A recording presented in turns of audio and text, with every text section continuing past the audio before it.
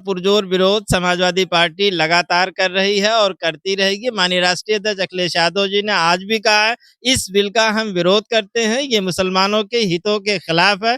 All India Muslim personal law board ने भी लगातार विरोध किया है। उसने कहा है कि जो सुझाव हमने दिए थे वो सुझाव माने नहीं गए।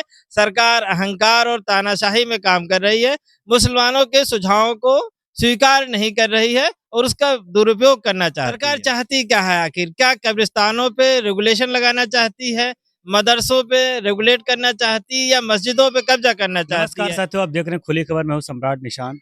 इस वक्त पूरे देश में वक्फ बोर्ड को लेकर के काफी सियासत घमासान मचा हुआ है। विपक्ष हर तरीके से सरकार को घेरने की कोशिश कर रही है। तो समाजवादी पार्टी के प्रवक्ता हमारे साथ मौजूद हैं, हम उनसे बात करेंगे और जानने की कोशिश करेंगे आखिर वक्फ बोर्ड में इतराज किस बात का है।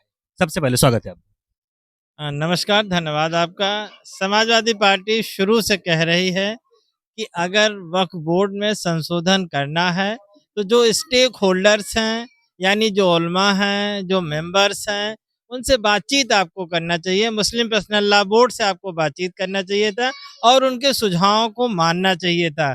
आप ऐसे लोगों के सुझावों को मान रहे हैं जिनका वक्फ बोर्ड से कोई ताल्लुक नहीं है, उन्हें वक्फ बोर्ड क्या चीज़ है, वक्फ क्या चीज़ है वो जानते नहीं हैं। उनके सुझाव को जेपीसी में माना गया है और मुस्लिम पर्सनल लॉ बोर्ड को और जो मुस्लिम स्टेक होल्डर्स हैं उनके सुझाव को माना नहीं गया। तो सबसे बड़ी सैद्धांतिक गलती है, जिन्हें कोई जानकारी नहीं है उनके सुझाव आप मान रहे हैं, जो जानकार हैं उनके सुझाव आप मानने को तैयार नहीं है। सरकार ये कह रही है कि वक्फ बोर्ड से जो है अतिक्रमण बढ़ते हैं, जमीनें जो है कुछ नाजायज तरीके से जो हथिया लिया जाता है, तमाम सारे आरोप लगाती है। सरकार ये गलत नैरेटिव्स फैला रही है। वक्फ बोर्ड की 90% जमीनें या तो मस्जिद हैं, या मदरसा है, या कब्रिस्तान है। 10% जमीनें ऐसी हैं जो जिसे आप कह सकते हैं इंक्रोचमेंट हो या किसी ने कब्जा किया हो। सरकार चाहती क्या है आखिर? क्या कब्रिस्तानों पे रेगुलेशन लगाना चाहती है, मदरसों पे रेगुलेट करना चाहती है, या मस्जिदों पे कब्जा करना चाहती है? ये मस्जिदें, मदरसे और कब्रिस्तान वक्फ हैं, इनकी जमीनों का कौन सा इस्तेमाल आप कर सकते हो? खाली जमीन कहीं पड़ी हो उसका इस्तेमाल कर सकते थे, तो खाली जमीन कहीं नहीं है। मुश्किल से 10% जमीन है, 90% जमीन या तो कब्रिस्तान है, या मदरसा है, या वो है। पे कहा जा सकता है, सरकार की तरफ से कहा जा रहा है जो है 40 जो नियम है उसके अंतर्गत ये कहा गया है कि ये डेमोक्रेटिक राइट है, लोकतंत्र का अधिकार है, यहाँ संविधान चलता है। लेकिन जिन जमीनों पे वक्फ बोर्ड का अधिकार हो जाता है उसको न्यायालय में नहीं लिया जा सकता, इसलिए वो बिल को संशोधन कर रहे हैं।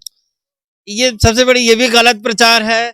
संविधान में जो वक्फ बोर्ड एक्ट है उसमें ये प्राविधान है, अगर वक्फ बोर्ड किसी भी तरह की आपकी प्रॉपर्टी है और वो कह देता है कि ये मेरी है, तो आप ट्रिब्यूनल में जा सकते हैं और ट्रिब्यूनल मान लिया आपके खिलाफ फैसला दे सकता है, तो आप हाई कोर्ट में रिव्यू एप्लीकेशन जा सकते हैं, अपील नहीं जा सकते। बस फर्क इतना है, कुछ केस क्रिमिनल केसेस हैं आप अपील डायरेक्ट जाते हैं, यहाँ हाई कोर्ट को पावर यह है कि पहले आप रिव्यू करिए, अगर केस में फैक्ट है तो आप केस को सुनिए, नहीं तो आप केस को रिजेक्ट कर दीजिए। तो इसलिए ये सब प्राविधान इसलिए किए गए थे ताकि केसेस बढ़ने ना पाए, विवाद बढ़ने ना पाए। आप बताइए क्रिमिनल केसेस और लैंड के केसेस कितने पेंडिंग्स हैं भारत में?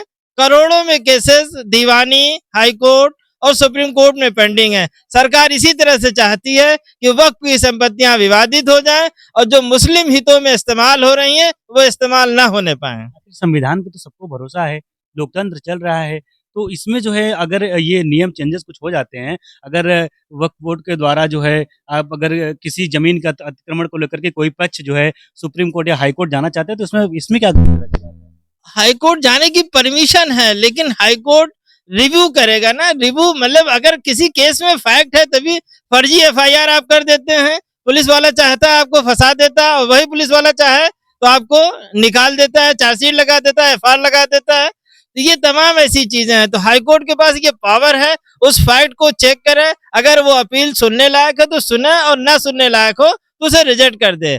ये पावर रिव्यू पावर है, तो रिव्यू पावर कभी विड्रॉ नहीं किया गया है। ये गलत प्रचार सरकार और भारतीय जनता पार्टी करती है। सरकार तो ये करिए वक्फ बोर्ड बिल ला करके हम जो है मानेंगे, कल वो शायद संसद में पेश भी हो जाएगा। अगर वो लागू हो जाता है तो ऐसे ऐसे समय में आप लोग क्या करेंगे?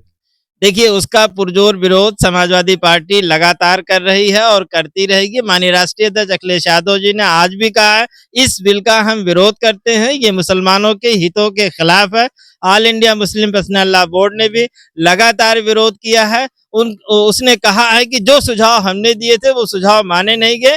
सरकार अहंकार और तानाशाही में काम कर रही है, मुसलमानों के सुझावों को स्वीकार नहीं कर रही है और उसका दुरुपयोग करना चाहती इस है। तरीके से देखते हैं, एक तरफ ईद जो है सरकार की तरफ से भी मनाया जा रहा है, लोगों से अच्छे तरीके से मिलनसार तरीके से पार्टी भी किया जा रहा है, और लेकिन ऐसे समय में इस बिल को लाना आप किस नजरिए से देखते हैं? भारतीय जनता पार्टी 2024 के लोकसभा चुनाव में हार से ये समझ चुकी है कि उसका जो विकास का मुद्दा है, कानून का मुद्दा है, जितने बुनियादी मुद्दे हैं उस पे वो पिछड़ गए हैं। लोगों को रोजगार मिला नहीं, किसानों की आय दुगनी हुई नहीं, युवा बेरोजगार घूम रहा है। तमाम जो सामाजिक मुद्दे हैं, सामाजिक न्याय है, भारत में आर्थिक असमानता बढ़ती जा रही, गरीबी बढ़ती जा रही है, इन मुद्दों पे वो 2024 के लोकसभा चुनाव में पिछड़ गए।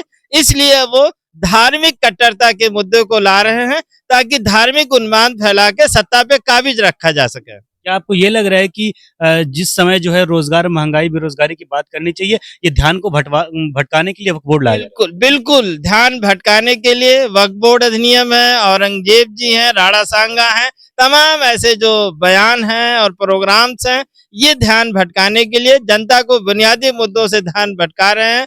उसको रोजगार नहीं दे रहे हैं, किसानों की आय नहीं दुगनी हो रही है, तमाम लोग परेशान हैं, उनका हल नहीं ढूंढा जा रहा है, बल्कि धार्मिक मुद्दों में उन्हें उलझा के उनका वोट लेने की कोशिश हो रही है। ये बात धन्यवाद। ये देखिए, समाजवादी पार्टी के प्रवक्ता थे हमारे साथ, जिनसे हमने बात किया, वक्फ बोर्ड जानने की कोशिश की आखिर इनके तरफ से मंशा क्या है। खैर, मिलने किसी नेक्स्ट वीडियो में नए खबर के साथ, तब तक देखते रहिए खुली खबर। बहुत बहुत धन्यवाद।